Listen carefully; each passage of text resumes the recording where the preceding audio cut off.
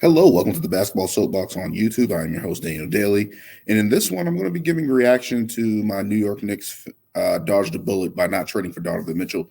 This video has been getting a lot of reaction on probably my best video, close to 8,000 views on this channel. A lot of comments, a lot of feedback, good compliments. Guys really willing to talk basketball. So I'm not really talking to you guys. I'm talking to more so the Knicks fans that have called me dumb, a buffoon. I don't know what I'm talking about. Other fans that just chimed in, especially after the 71-point performance by Donovan Mitchell. That was a big game for the Cavs, record-breaking mark set by him for Cavs franchise. Of course, one of the few players that scored 70 points in this game. Of course, there was a lot of reaction to that. People come back and saying, hey, this didn't age well. And I think people missed the point of what I was saying in that video in terms of, especially what I was saying in terms of Cleveland being better structured to make that move better than New York Knicks are. Roster-wise, contract-wise, Cleveland was just a better fit. Cleveland's a better option for Donovan Mitchell. The Cavs were able to offer a better package, in my opinion. And some people disagree, and that's fine. That's fine with disagreeing. But when people are coming back, seeing something, a video that I made 3 months ago and saying, hey, this didn't age well, this doesn't look good right now, I think you guys are forgetting that the New York Knicks have not made a competent move in a very long time. And I think people get lost in the sauce here in terms of figuring out that the New York Knicks were not in a better position to trade for Donovan Mitchell. A trade that was offered on the table that would have included R.J. Barrett, Quentin Grimes, and 4 first-round unprotected picks would have been a Band-Aid over a huge problem in New York's history, basketball, basically. And we're looking at the Knicks and we're thinking about, and let's not get it twisted. Donovan Mitchell would have been the best guard in New York Knicks history, shooting guard in New York Knicks history since Earl the Pearl Monroe. And of course, that wasn't him with the Bullets, but when he was with the Knicks, he was a bad dude. The best guard, obviously, is Walt Frazier. That's fine. I'm cool with that. There's no one like Allen Houston wouldn't be there. John Starks wouldn't be there. Latrell Sprewell, even though he's a small forward, whatever the case may be. But not like he would have been the best perimeter player since Walt Frazier to play in a New York Knicks uniform. And I understand that from a box office draw, especially in the Garden, especially in New York, the mecca of basketball. All these things that go with it. Donovan Mitchell would have lit the Garden on fire. Big 50-point performances, 40-point performances, big games. Pairing him with Jalen Brunson, even though I'm worried about their defense in that regard there and how that would have worked out. And putting him with Julius Randle, who's now coming back to an all-star level, capable player in the NBA, cool. But what would that have gotten you guys, really? Let's really think about it. Does that make you better than Boston? No. Let's think logistically. Even the next 2-3 years, does that make you better than Boston? No. Does that make you better than the Bucks with Giannis? Giannis isn't going anywhere. You can pencil him in for 30 and 15 every night. He's not going anywhere. Best player in the world, in my opinion. He's not going anywhere. The Bucks aren't going anywhere, even though with the questions with Chris Middleton, they can find somebody to pair with Giannis. That's going to happen. No doubt in my mind. So are you guys better than the Bucks? No. Are you guys better than the Nets, who have been in turmoil all offseason and somehow still better than the Knicks? Would you guys be better than them, especially with Kevin Durant, how he's playing, Kyrie Irving, how he's playing right now? After all the scandal fiascos they had, are you guys better than them? No. Are you guys better than Philadelphia with Joel Embiid and James Harden, a healthy James Harden? No, I still give Philadelphia the edge in that as well. So a move like that you guys would have traded for Donovan Mitchell would have only put you guys 5th, 6th, 7th spot in the Eastern Conference. You guys would have been better than the Toronto Raptors. You guys would have been battling with the Miami Heat. You guys would have been battling. I would give you guys the edge over the Indiana Pacers as well. That puts you in the middle of the road. What's different from that from the past couple of years? Nothing. There's nothing different than that besides you guys going in the first round against the Hawks a couple years ago and losing. There's no difference than that. You guys would have lost to the Celtics. You guys would have lost to the Bucks. You guys would have lost to the Nets. You guys would have lost to the Sixers. And I'm not saying that you guys wouldn't be competitive, because that's more than what you guys have been over the past 2 decades. That's fine. You guys would have lost in 6, most likely. I'm fine with that. I understand there's some progression in that. There's some understanding of box office draw, of some excitement of that happening. Cool, that's fine. But a first round exit for the New York Knicks is not good enough, franchise wise, right now. That has been in misery for since my entire whole lifetime. The last time the Knicks made the finals was in '99. I was 8 years old. Before that was '94. I was 3 years old. The New York Knicks have been pedestrian, have been run of the mill, middle of the road team my entire life. You guys wasted Patrick Ewing's career. Mm-hmm. So what's the point of doing that, all of that, making all these moves? And I think people aren't seeing the future part of it, where you guys would have just been a first round exit. Maybe a couple years you guys would have got to the second round because maybe the Nets fall off next year. Maybe something happens with Philly. But Boston and Milwaukee are still the top 2 teams. Like that's going to be, unless some type of, knock on some type of wood here, some type of injury happens, those are the best 2 teams for the next 2, 3, 4 years right now. So let's understand that part. Does that move you guys into a situation where you guys are competing and making moves and changing the course of your team, the culture of your team? Donovan Mitchell brings in the box office draw appeal to your team. I love Donovan Mitchell's game. People have questioned him. I have the volume 3s. I love those sneakers. The 4s look all right. 3rd leading scorer in playoff history, I think. He's at 29 points a game or something like that. I think he's only behind Will and I want to say Michael Jordan. I think those are the 2 people that are in front of him playoff scoring wise per game. I understand what he brings to the table. But now you put him in Cleveland, we already see the impact that he's having in Cleveland. Playing with those dogs there. Mm-hmm. Jared Allen, Evan Mobley on the front court, next to Darius Garland. Sorry, that's a better situation than it would have been in New York. Mm-hmm. That's just the truth of the matter. That's just it is what it is. Now let's say if that trade would have went through and he would have went to the Knicks. You give up R.J. Barrett, okay, fine, that's good for Utah. You get a young guard in the league that you can kind of build around. Quentin Grimes, who is having a nice season so far, turning it around, really good on the defensive end, really getting some offense going into his game. Cool, that would have been nice for Utah. You can play them in the 2-3 positions. You can make some build around them, have some type of foundation, some type of nucleus there to form something cool for Utah. But the New York Knicks basically would have had Jalen Brunson. Let's take a look at it because I have it here. You guys would have had Jalen Brunson, Julius Randle, Evan Fournier, who would have been in the doghouse anyway because of Tibbs. They're just not mixing right now. Mitchell Robinson signed that extension there, so he would have been on the team. Derrick Rose, Isaiah Hartenstein, Cam Reddish, who would have been in the doghouse. Obi Toppin, who's looking to try to find minutes in time. Emmanuel Quickly. Okay, cool, nice little young guards. But you start to get a little thin there. And, of course, people are saying you named all these other people. That's a little bit better. What's the issue? The issue is contract-wise. The salary cap is at $124 million. Let me start there. Adding Donovan Mitchell, you guys would have been at $160 million. That's $36 million over the cap. So let's say the next year goes into they will be $29 million over the cap with their current contracts. Let's say that the Knicks wanted to trade Derrick Rose, who's a tradable contract. Evan Fournier has a couple years on his contract. Cam Reddish definitely has years on his contract. What's something that teams would need in trading for those type of players? Let's look. You would have to put a first-round pick with those players to move in the trade. The Knicks just traded 4 picks for Donovan Mitchell.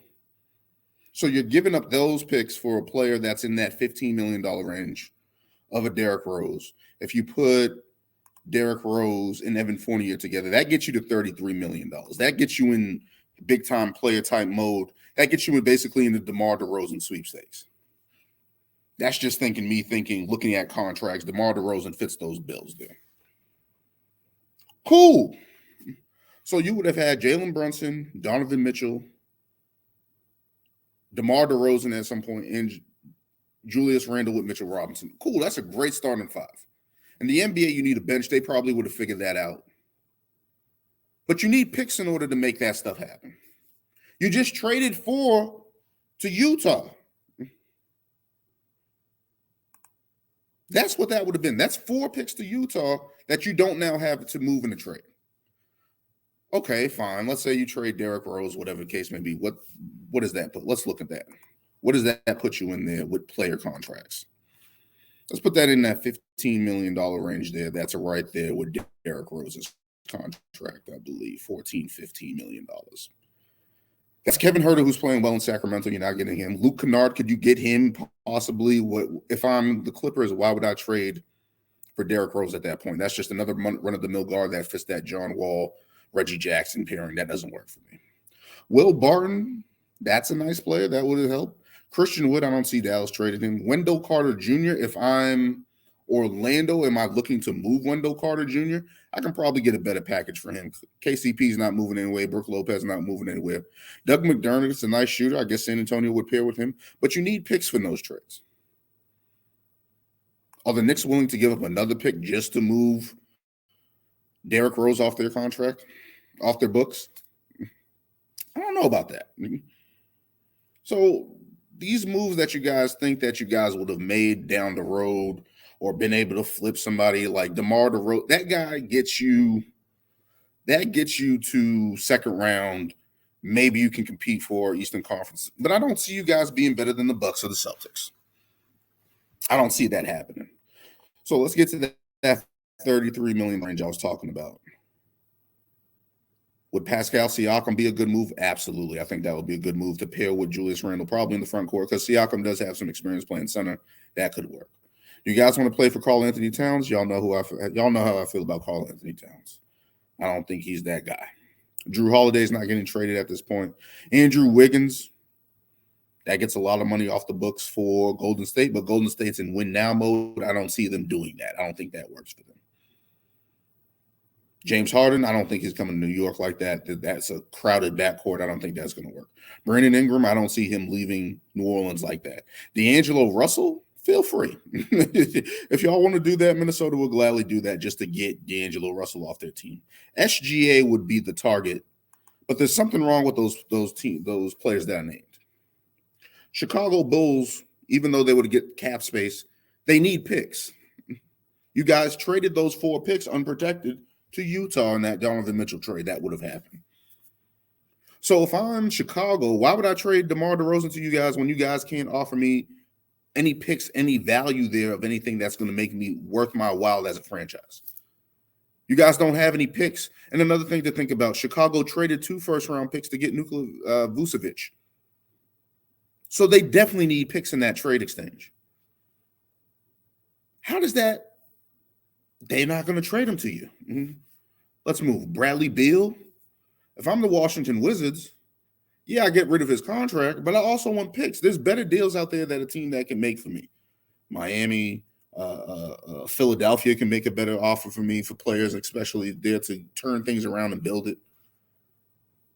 So those four first-round picks that give you flexibility in those type of deals when you bring in a player like that, look no further than the Lakers.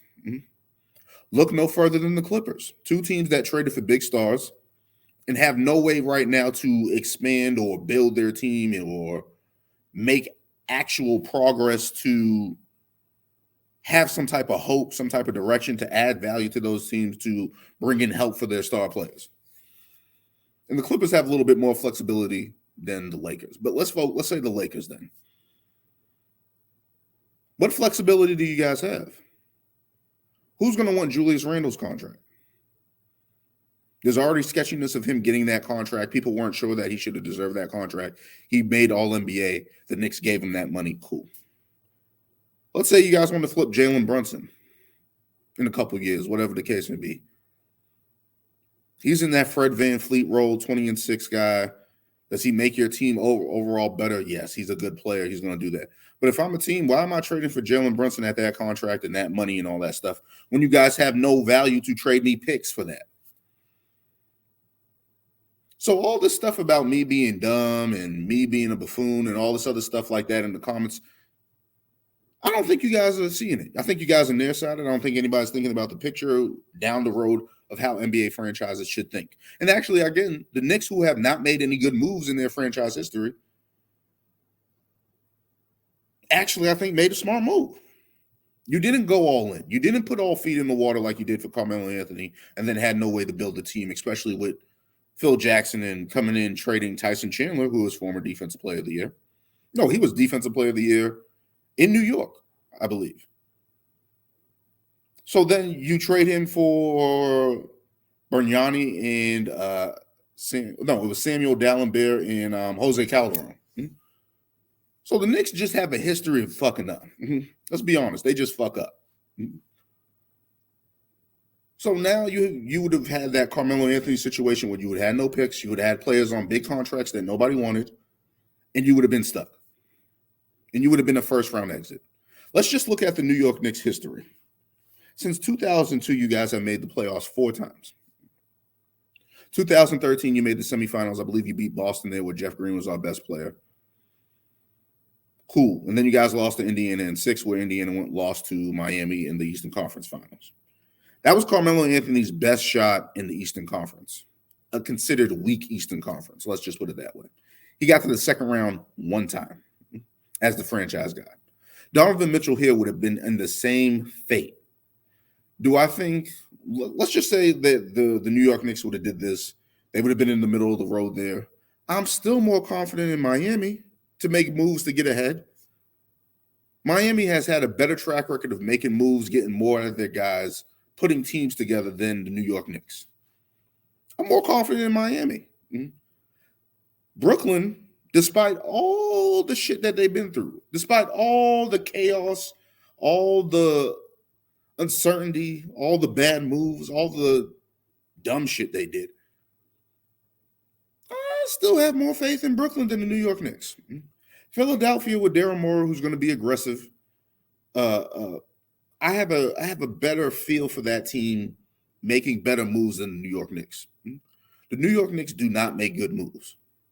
So the one time that I think that they make a smart move, people are questioning it. And I'm not just saying me, but I'm just saying the New York Knicks in terms of now Donovan Mitchell scoring 71. Now Donovan Mitchell's putting the Cavs on his back. The Cleveland Cavaliers are a better team for anybody. For anybody. I think if you put anybody, if I'm a guard in the league and I need to go to a team and there's the Knicks and the Cavaliers, yes, New York City is the bigger market or whatever the case may be. I'm going to Cleveland. I'm going to Cleveland. That's a no-brainer. So when they brought that trade to him and they said, hey, that Knicks deal doesn't look good for us. What do you think about Cleveland? Donovan Mitchell said, he's like, I can win there. I can do something there. In New York, it would have been a nostalgia, him coming home, all this good stuff. You guys would have had a lot of press. You guys would have rode Donovan Mitchell, but you guys would have also ran him out of town. That's another thing that the New York Knicks media history has done. They rode Patrick Ewing into the ground. They rode Carmelo Anthony into the ground. Those are the 2 past stars. All that stuff with Bernard King when he got hurt, and they ran him out of town. This is just in y'all history. This is just in y'all history of the New York Knicks that I can remember. Like, it's hard to play there. Players don't want to come there because of the scrutiny, the owner. I didn't even talk about the owner. Like, literally, you guys are always desperate. The New York Knicks are always desperate. They don't build anything. Nothing comes together. Like, in their history, they don't build anything. After they got Patrick Ewing, who's a draft pick they kept? I think the RJ Barrett's the first draft pick they kept since, was it Charlie Ward? Like, they signed to an extension? Like, think about that. There's no consistency of building anything. All these other teams that you see right now build through the draft. They have good players. They're able to build teams over time. The New York Knicks have constantly been trying to reach and try to grab and try to be in these sweepstakes. Oh, we're in the LeBron James, Dwayne Wade sweepstakes. Oh, we're in the Kevin Durant, Kyrie Irving sweepstakes. Like, you guys thought that you guys were going to be in the Zion Williamson sweepstakes. As a fan base, do y'all understand that? Like, you guys thought you guys were going to be able to trade for Zion Williamson if you guys got the pick and been able to flip flop and do all these things. Like, what? So for all the people calling me dumb and a buffoon and I don't know what I'm talking about and this didn't age well, let's really look at the optics here. You guys would have been over the cap. You guys would have had no flexibility. And you guys would have been the first round exit. Does that sound familiar? That sounds like y'all history repeating itself. And what's the definition of insanity? Continuing to do the same thing and expect different results. That's the New York Knicks fan base. And for the one time that they actually sat there and was like, that's just too big of a move for us to make, cool. I'm completely fine with saying that. Completely fine with saying that. And that's how I want to end that. New York Knicks will be fine. They'll be able to make moves. There's better free agents down the line, better youthful talent. They will find a way to make this work, I think, over the next couple of years. And that's more than I can say for the past 2 decades. So that's how I'm going to end it. And again, I think the New York Knicks dodged a bullet not trading for Donovan Mitchell. When you're a franchise that's looking to make moves, you make smart moves that benefit you now and in the future. Donovan Mitchell would have been a short-time game with the long-term result of the same spinning wheel in New York history basketball.